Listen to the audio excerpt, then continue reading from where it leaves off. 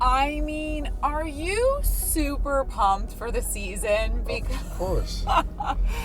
I can tell you as a fan, I see the pictures that you guys put out, like of your squad, the additions that you've made, but it's exciting, right? Like, you feel like you're ready to get back in that atmosphere at the Q where people are the energy's so high, right? Of course.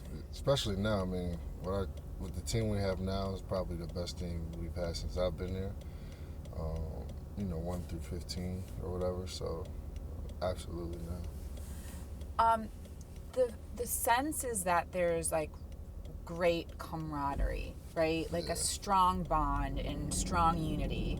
And you can play on a team with talented players, but it's a little something special when everybody really likes everyone. Don't you? Do you feel like you've got that recipe? Oh yeah. Yeah, especially, I mean, with our guys now, obviously we try to keep it as close as possible. But the guys, with our team now, everybody just really buys into it. It's not just, every team, I guess they call it cliques. Every guys have like 3 or 4 guys that really hang together, or this group hangs together. But for us, our team is just so tight. It's kind of, I wouldn't say scary, but it's weird because I've been on multiple teams and it's never really happened like that until I got here. So everybody really just gels. It's special, isn't it? Oh, when for that sure. happens.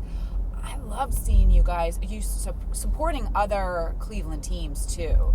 Like when the Indians last season were in the playoffs and then the World Series. Yeah. You guys were having a great time in the suite. It was awesome, wasn't it? It was amazing. Oh, gosh. Will you be doing that again this year? For sure.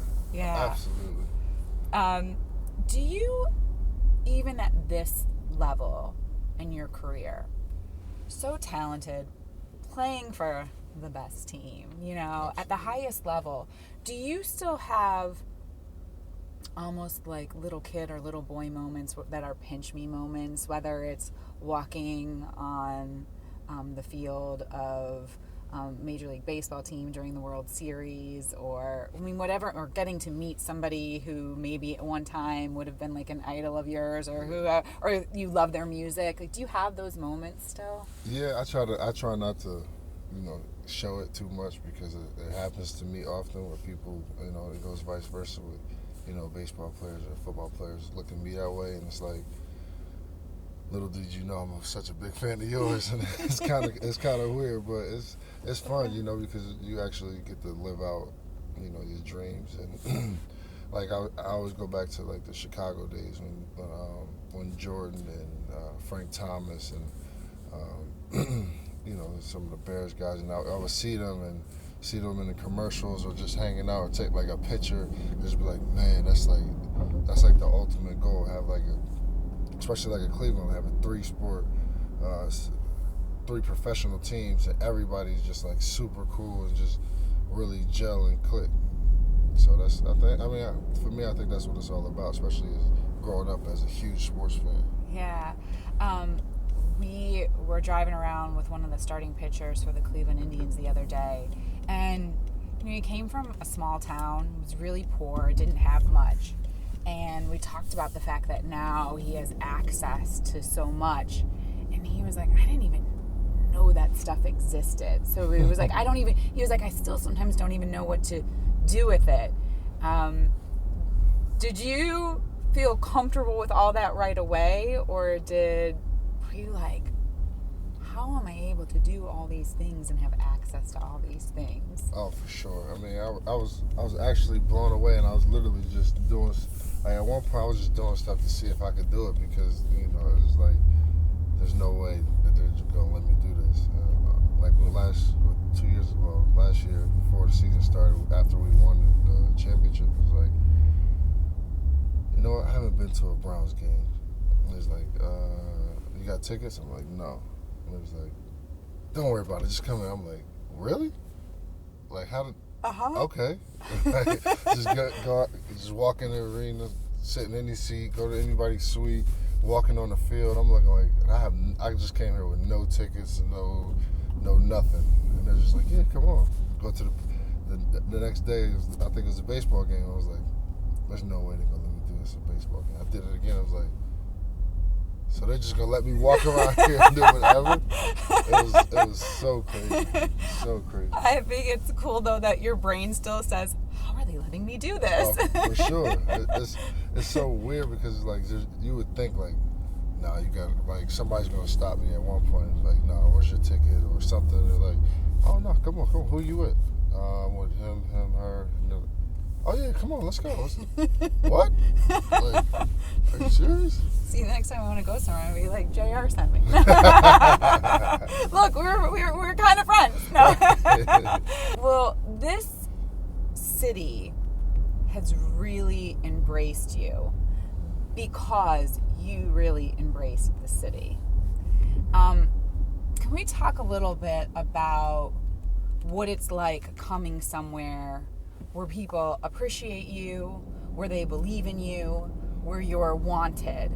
Because we all, at some point in our adult lives, find ourselves in a situation where we don't feel wanted, right, or we feel misunderstood, or we have somebody put a label on us.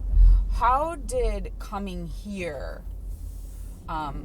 playing for the Cavs, playing for this city, having LeBron believe in you and want you, what did that do for your psyche? I mean, for me, it did wonders because, I mean, like you said, everybody hits that rough patch or whatever where, you feel not wanted or, whatever the case might have. And it's like, okay, like, you really, it's almost like a reality check. Like, damn, am I really that bad of a person or a player that people, like, they just feel like they can do or say whatever they want? And you really, like, begin to question yourself. And it's like damn, like, what did I do that was that bad? I mean, there's so many other things that you could have done or that other people have done and gotten away with. It's like, you know what, man, just whatever. And then quote unquote, being a throw-in in the trade, and then, LeBron's like, no, get him here. I want him. Like, the best player in the world wants me, but nobody else wants me. All right, cool. Well, you know what? It's almost like you have something to prove, but not to anybody else, just to yourself. It's just that mentality of, what the hell with everybody else? I'm gonna do what I gotta do, and I'm gonna make the best of my situation for my team, not just for myself.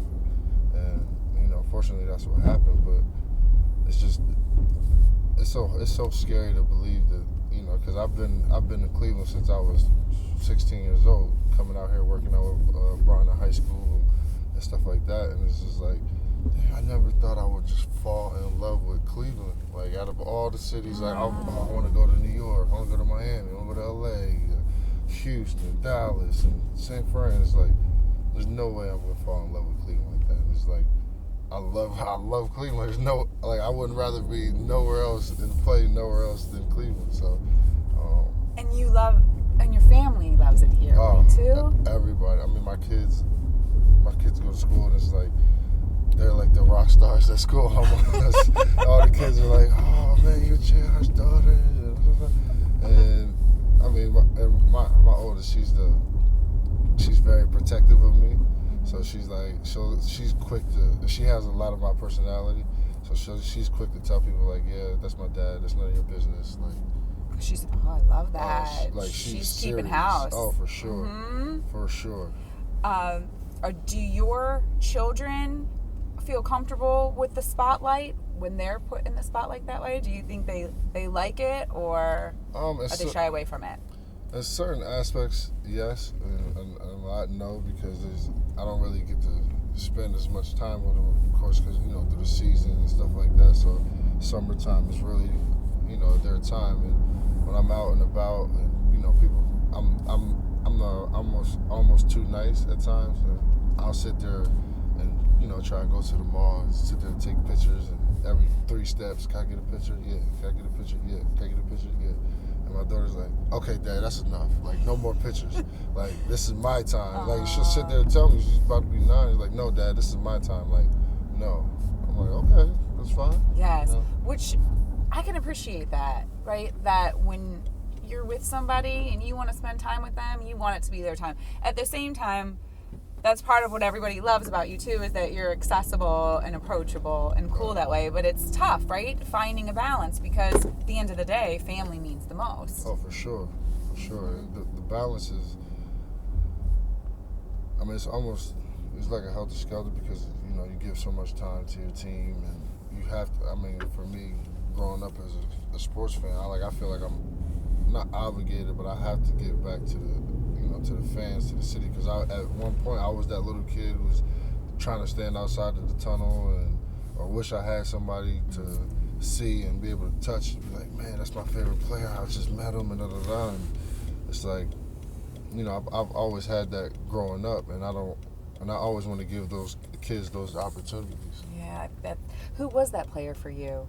For me, it was Michael Jordan. When I got to high school, the Nets were really good, so it was Jason Kidd, Kenyon Martin, Kerry Kittles. And a funny story, because when I was in high school, and I went to a game because they honored me, because I was playing in the All-American game, and I got an opportunity to meet one of the players, and he just like kind of shunned me off, and I was like, you know what? I'm never going to be like him, ever. So yeah, sometimes we learn our best lessons from bad or uncomfortable or disappointing moments, right? Yeah, for sure. Especially when you know, as a kid, and, you know, growing up and being quote unquote All-American and all that, and just seeing one of your idols, and and I wouldn't say not a nice person, but just the way you could treat a kid, like, it's just like, you know what? Okay. Because you thought, hey, this is so easy. It could take 2 seconds, 3 seconds, and it would have made your year, right? Oh, for sure. And it was a situation where it was like, it wasn't like 1,000 kids outside or nothing like that. And because I understand it now, but like, it's just me, my dad in the back. One of the people from the Nets brought us back there. And it's just like, you know, he's just talking to his agent or whoever he was talking to at the time. And it's just like, it was just me. So it's like, it's not really going to take that much, like you said, 2 seconds out of your day to be like, you know what, come on, kid, I'll take a picture with you. Like, what harm is that really doing? Sounds like you always were a bit of an old soul then, too. Your mind always thought that way, too. Yeah, and I got that from my dad. I mean, my dad always... I would say he didn't rush me to grow up, but he taught me how to, you know, there's a time and place for everything, and there's a way you go about doing your business. And fortunately, a lot of people don't have that father figure or person in their life to, you know, teach them those situations or positions. And I mean, fortunately for me, my dad has always been there, and, you know, coaching me through life and as a player as well. So he's really the most influential person in your life? Yeah. I mean, my mom would have something to say about yeah, that. right. Well, hey, we've got to get credit to the moms, too. Oh, for sure. But my dad, I mean, just being a male, and, you know, growing up trying to walking my father's footsteps to a certain extent, I mean, that's my guy. Your baby, that baby. Oh, she's so stinking cute. Oh, goodness, how's she doing? She's amazing. She's amazing. She's a real live miracle baby, I call it. And she just every single day she does something where you're just like, oh my goodness, like she's here, like actually, you know, trying to talk, trying to stand up on her own. She's about to be 9 months, and it's just like, man, everything we went through to being in the hospital every single day and not knowing what was gonna happen and everything is just like, man, like this is what it's about. And she proves it to us every day. Like, she's started holding her own bottle at 6 months. It's like, wow, like it's crazy, and just to see it and to be around it every single day. I mean, everybody. I've always, like, growing up and throughout life, you always hear about premature babies and stuff like that, but to actually live it and be in the hospital every day, going to the NICU, seeing other families, and it's just like it's a whirlwind because no matter how much money you have or how much quote unquote power you have, you can just walk into places and just people buy you drinks or just get it free or buy you food and you don't have to pay for anything, stuff like that. It's just it really shows you like the power and the money means nothing if you like you can't. There's nothing you can do in that situation. Can't buy health, right? Right, you can't buy health at all. Or a life. And because she was born, and you call her Coda, or do you say Dakota? Dakota or Coda? I call her Coda. You call her her name Coda. is Dakota. Yeah. So when Dakota was born, she was what? She was 1 pound. She was 1 pound and 11 inches. So the numbers were not on her side. No. But love was, boy. Yeah, for sure. Mm-hmm. I mean, and again, through the grace of God, and in the city of Cleveland, I mean, so many people have embraced us, and so many people have sent us inspirational words and just little gifts, just like praying for, just whatever. And it's just like every day just made it that much better because we were able to reach and and not only reach but put hands on other people who are going through the same situation. Like you don't have to be the richest man in the world. You don't have to be the poorest man in the world. It happens, and it gives you a sense of normalcy because, I mean, like I said, everybody goes, not everybody, but a lot of people go through that situation, and people are just like, man, why me? Why me? Why me? Well, anybody can easily ask why me. If I can go through this situation, anybody can. So, and I mean, it's just so surreal moment. You and your family, you already knew you were good human beings and working every day to live a good life. When that happens to you, does something change in the way you approach every day? Did that change you going through that experience? Yeah, for sure. I mean, you always hear the saying, every day isn't promised. But once you go through a situation like that, it's literally like take hold of every precious moment you can. And I mean, like I said, I don't really get to spend that much time with my kids throughout the season, but every chance I get, I'm either talking to them or trying to help them do more, just try to do more than what you were previously doing, so to speak. I mean, it's just so many things that we can, obviously we can say I can do more, but actually doing and making an effort and just being there and talking to them or FaceTime or whatever. It might take 5 minutes out of your day. It might take 4 hours out of your day, but just putting that extra effort into it. Yeah.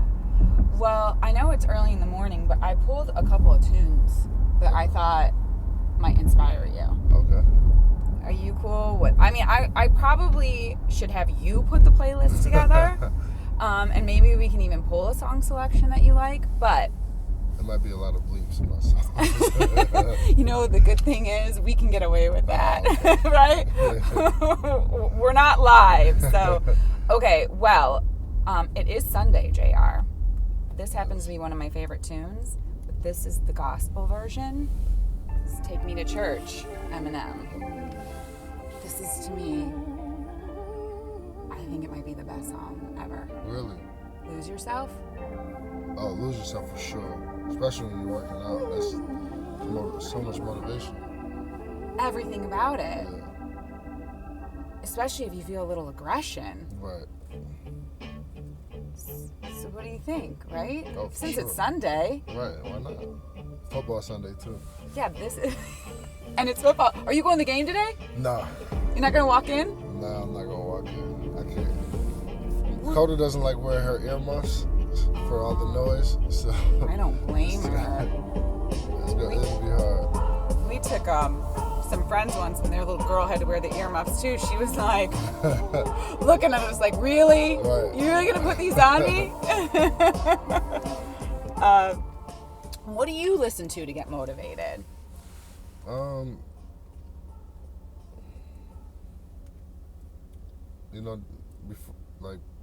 Before the games, I would throughout the last probably, with an exception since I've been here actually, I've normally listen to rap, but I've recently started listening to like an R&B, slower type of music because I can't get too pumped up. When I get too pumped up and too energetic, I burn a lot of energy, and it's just gotta save it. I gotta save it.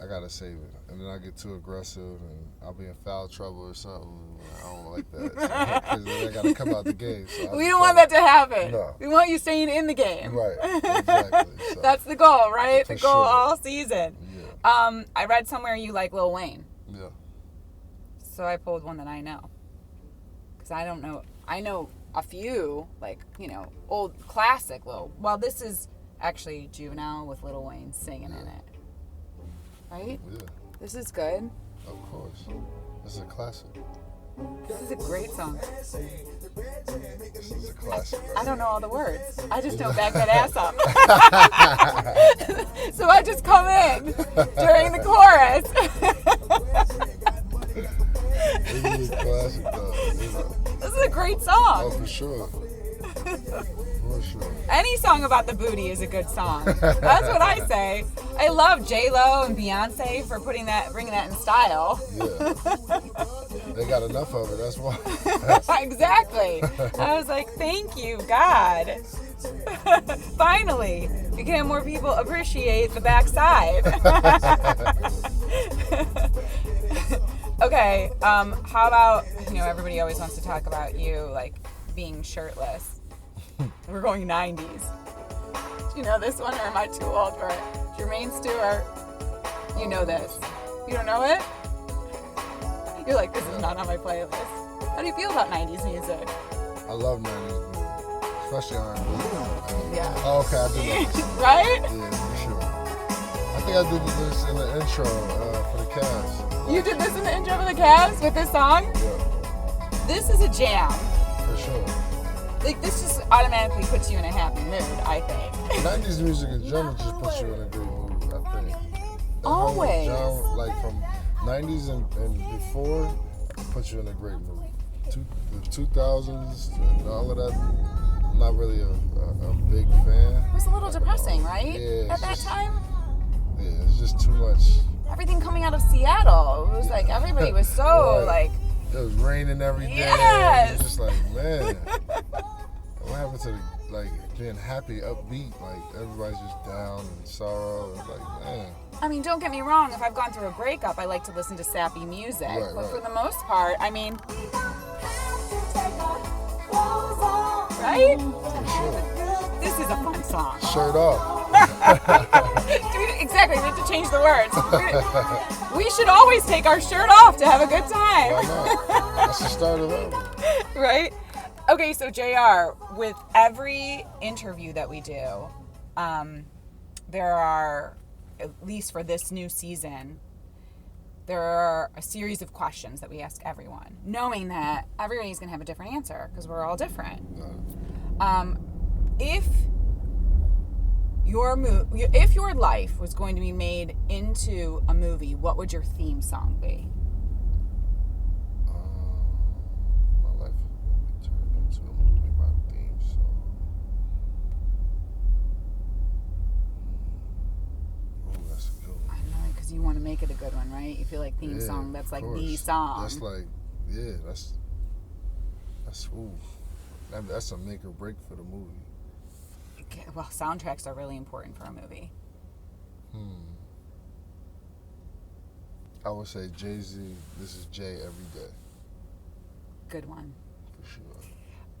If fear did not exist, what is something that you would do now that you're afraid to do? Fear did not exist. Something I'm afraid now.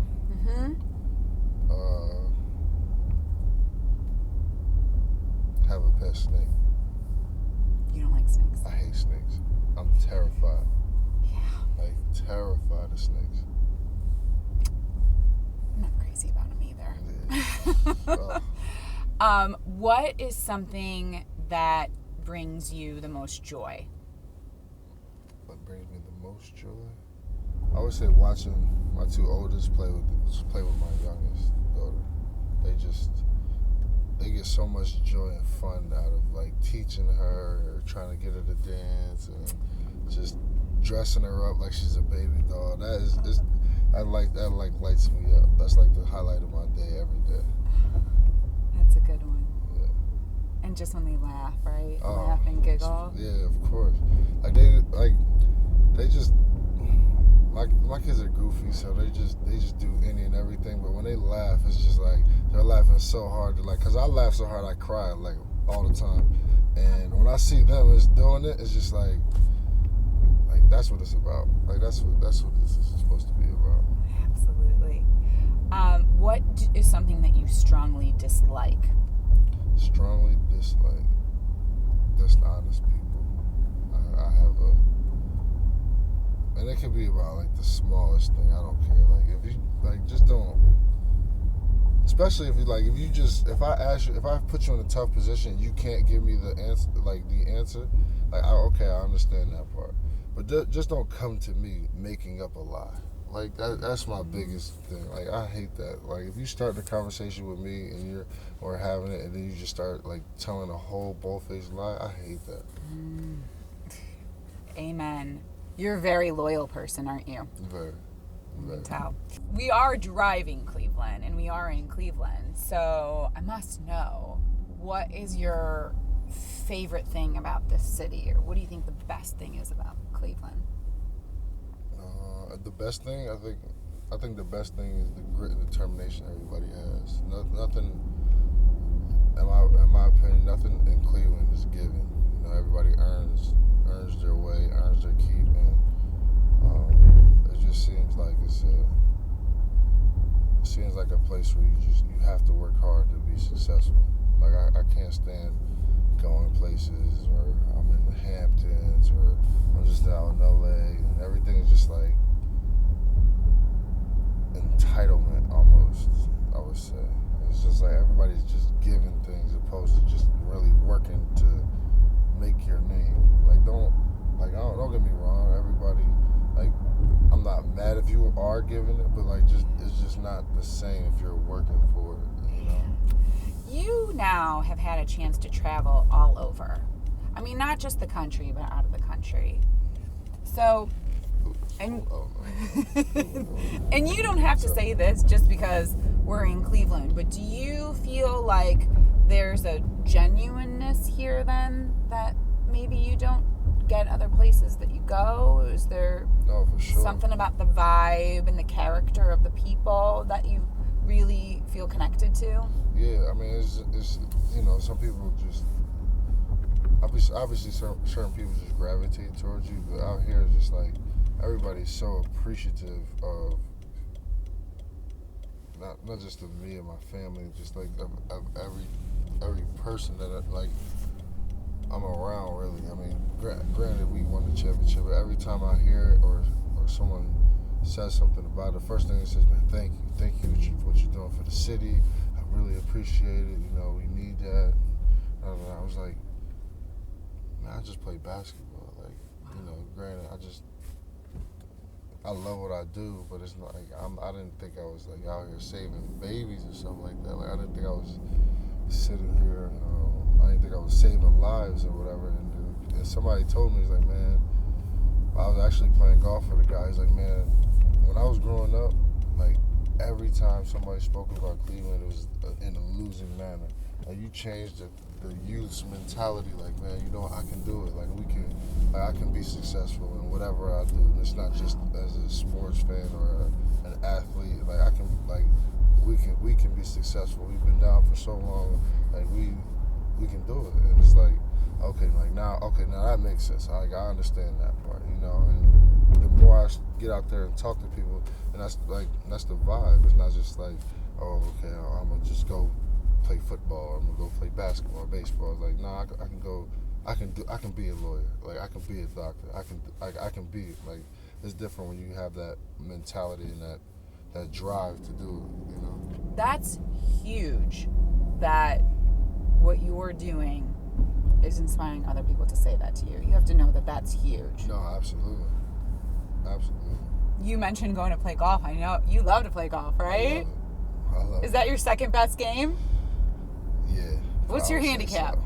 I was a 4. Oh, you are good. Yeah, since I've gotten married and had my kids, it's harder to play. So I've got dropped to an 8. But when I get time, actually my oldest loves to play golf. She's actually really good, surprisingly. Just a natural talent, and so I'm gonna take her, get her lessons and stuff, and I'll get out there, go low again. That's great that she loves to play too. Oh, I mean, course. to have strong women golfers, that's great. Like she could really do something with that. For sure, because I believe anyway. The last time I checked, for a female to go to school on a golf scholarship, all she had to do was break 90 in high school. It's like, she can definitely do that. So she get a scholarship maybe we could tuck these coins and put it. She can stack up on it and give it to her when she's 21, or hopefully she won't need it, but because she'll turn pro at golf or something. Yeah, right? That would be awesome.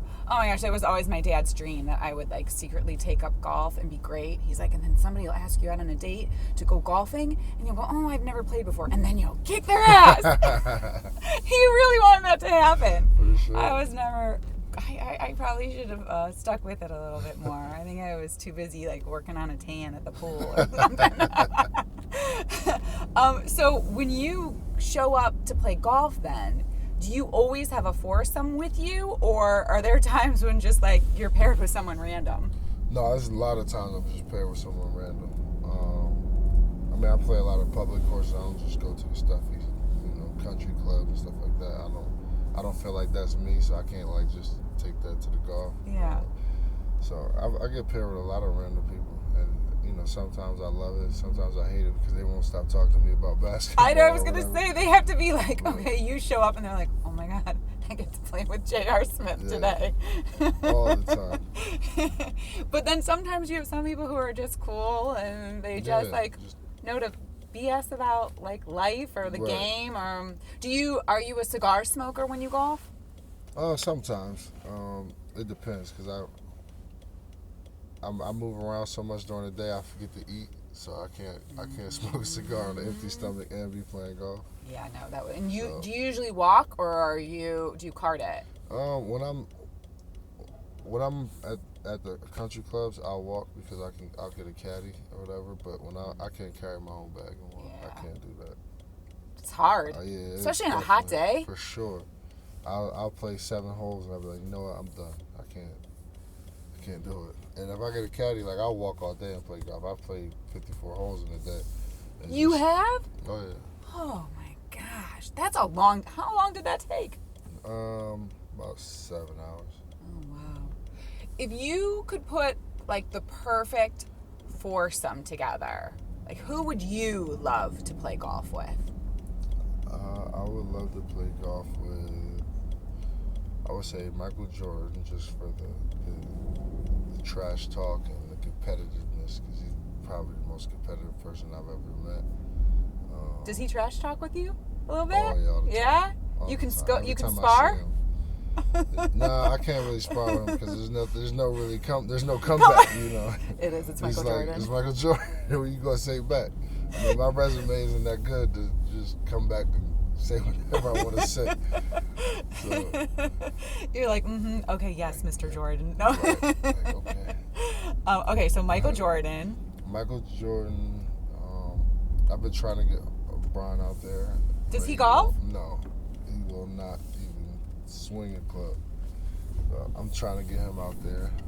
That would be a good one. And I would say my dad. I would like to see the look on my dad's face when he sees MJ and Brian out there trying to play golf. Well, think about that too. Like for your parents, now these are people who are friends. They're like family to you. Yeah. Do members of your family get excited about some of the friends that you have? Are they like, oh my God, I can't believe LeBron's calling you on the phone right now? All the time. All the time. It's like, man, I'm gonna call you back. Like I'll call you back. they're always like, oh man, let me talk to him. Let me. No, I'm not doing that. I'm sorry, no, I can't. Go to my alma mater and be down on the field for the Ohio State Buckeyes. Yes. That made me excited for you when I watched that because, well, I love the school. This is, in my opinion, the best school ever. I know that there are some who would want to debate with me. Of course. But did you have the best time? I had an unbelievable time. Columbus is just one of my favorite places for sure. And I'm kind of upset because normally we get to play a preseason game there, and we're not doing that this year. So that kind of threw me for a bummer. So and it's crazy because honestly, I'm not gonna lie, I grew up hating Ohio State because I was a Miami Hurricane fan. It's terrible. I'm so sorry for you. But once I went there and actually saw the school, walked on campus, went to the field, went to the gym and all that, I'm like, it's one of the greatest places ever. It's like, infectious, right? Oh, it's ridiculous. Mm-hmm. I bought so much Ohio State gear and stuff like that. And it's just been nonstop ever since. There's an energy there that happens. There's something about being in that beautiful stadium. For the sure. shoe, it's so gorgeous. Oh, it's gonna be nuts. And against the Celtics, Yeah. you know it's gonna be a little crazy in the queue. Oh, for sure. A little is going. Yeah. It's gonna be wild. Do not have so much adrenaline that you play great, but you cannot foul out. That's why I gotta listen to Adele or something like that before the game, for sure. I'm gonna have to. Hello. It's me. It's me. That's my conscience. It's me. Just calm down. Don't fall out. Right. But the thing is when you're riding on adrenaline, like you want to keep that going to win and to play well. What dials you back? Like in the moment when you're like, all right, I'm going over the cliff, what pulls your shirt back a little bit? My teammates, honestly. Fortunately, obviously, having Brian, it helps a lot because I don't really have to do as much. So I let him pretty much do it all, and I just shoot my shots. But my teammates, when I look at my biggest fear, especially while playing, is not letting my teammates down. Like that's like the ultimate, my ultimate goal at all times. I look at them as like my family members. You never want to let your family members down. You always want to protect them to the utmost, and your actions, affects everybody. So, my teammates, my coaches, and for the fans for sure. Because the fans, I don't have as many fans as certain people or players on whatever teams, whatever. But I know I have numerous kids out there looking like, man, I came here to see JR. He got kicked out the game, like stuff like that. So I don't want to feel like I'm cheating them. I would say that, people who care about you would say as long as you always rise to the best of your ability, you're never going to let them down. Yeah. Right? Absolutely. When you do the best that you can on any given day, but you're a champion too. Is that the way the mind of a champion works, or is the best of your ability, if it falls short, not good enough for you?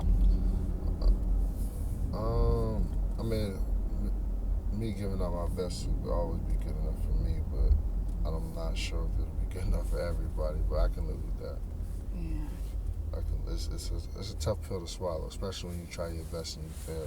That's a tough pill to swallow. But failure, at least I'm learning in life, because we all go through it, can be a good thing if we can look and see what did we do wrong and make the adjustments to those mistakes and then keep moving forward, right? Because a lot of times when people fail, they get stuck or they feel paralyzed. It's like quicksand, right? Like they can't move past it. Right. So that's the other part about being a winner or rising to the occasion, is to be able to move past the paralysis of failure. Yeah, it's always about how you recover. It's always how you you know, if you get knocked down, whether you get back up and keep playing, or you get back up and, you know, be distraught. It's always about how you redeem yourself. Yeah. You have a very laid back, chill vibe though too. Yeah. Right? So do you feel like that's how you are most of the time? Oh yeah. Just very laid back. Very laid. I'm very laid back, but it's like a laid back, intense type of thing, I would say. It's like I'm extremely chill and laid back, but I'm always on, I would say, how we say it in Jersey, I'm always on tilt.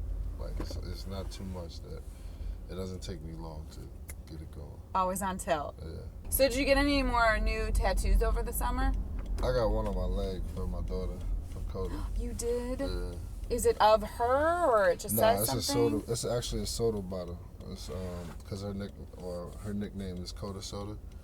So it's a soda bottle. It says Coda Soda, and then it has 1 pound 11 inches on there. It's for, you know, a Sprite bottle say 20 ounces or whatever. Yeah. So, oh, that's sweet. I like that. Do you have a high tolerance for pain? I used to. I don't have it anymore.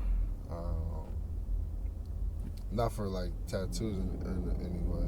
But So like, now if you get a tattoo, you're like, oh. Yeah, for sure. It hurts. You know, especially for me, because all the spots where it didn't hurt is taken up already. So everywhere else is just like Are you done then, or not necessarily? I don't think you're ever really done getting tattoos. That's more of it's like a house. A house is never really done. You know what I mean? You can decorate it and do all of that, but you're still, you know what, I want to do this, or I want to put this here, I want to put that there. This piece of art looks better here. You are a pleasure. Oh, thank you. You are just so delightful and a really cool, good, great person, and I feel really lucky that I got to meet you and talk to you and have you drive me around. It was I loved it. We got stars on the ceiling. Living a good life. That's what it's about. Yeah, you're right. Enjoying every moment, right? You know it.